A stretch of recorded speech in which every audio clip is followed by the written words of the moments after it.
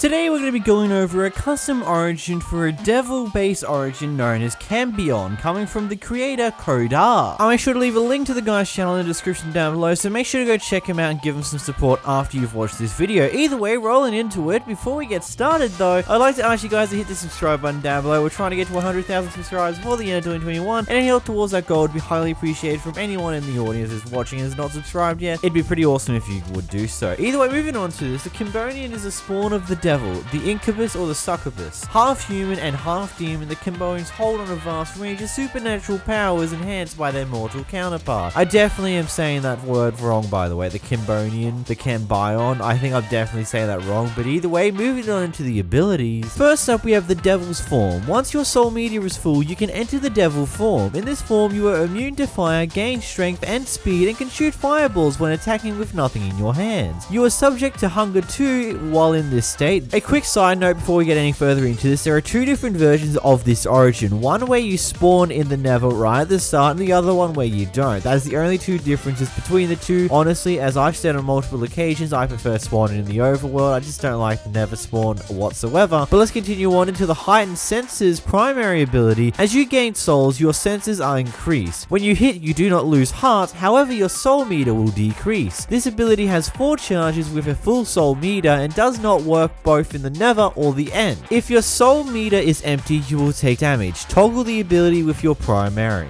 Moving on to your secondary ability, you unleash your true demonic power.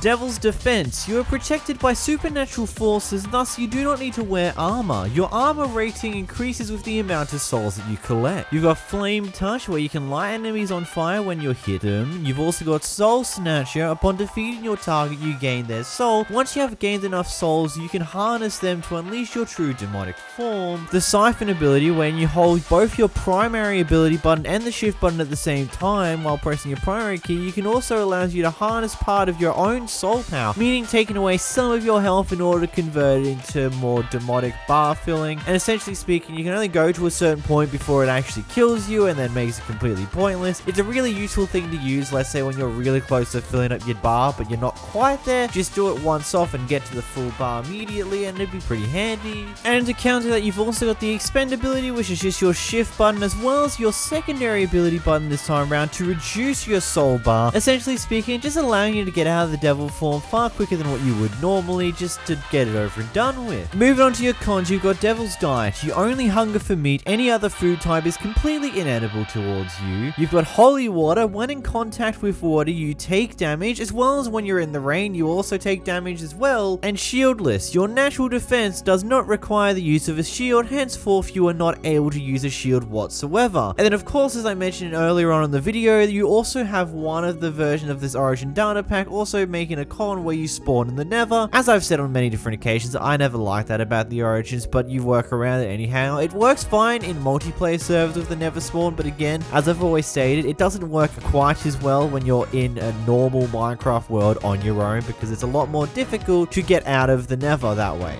Moving on to the review part of the video, I just wanted to say I got really unlucky with the seed getting an island seed with an origin that has no way to get off an island because water hurt. One bit of a gripe that I have with this origin is the fact that if you accidentally kill the mob that you're trying to kill with the fire tick and the fire damage, you do not get any form of soul bar filling from that. Instead, the mob just dies, drops its items, and that's it. You don't get anything from it. You get the experience from them and the items, but you don't get the actual energy bar fill at all because, well, they died via the fire. If they die via your hand and where your final hit on them is from your hands or your sword directly, you get the soul power. But if you don't do that, then you don't get the soul power. It's kind of its own thing. But other than that, I find it to be just a really cool and interesting origin that I do recommend you go check out. I'll leave a link to the original guy's video in the description down below. Go over there, go smash like on his video, go hit him with a subscribe, and then go download the origin for yourself. Again, I picked the one without the Nether spawning. There are 2 options in the description of his video, one with and one without the Nether spawning, because again, people don't like the Nether spawning half the time. Either way, if you did enjoy this video, thank you for watching. Hit the like button down below, and until next time guys, goodbye.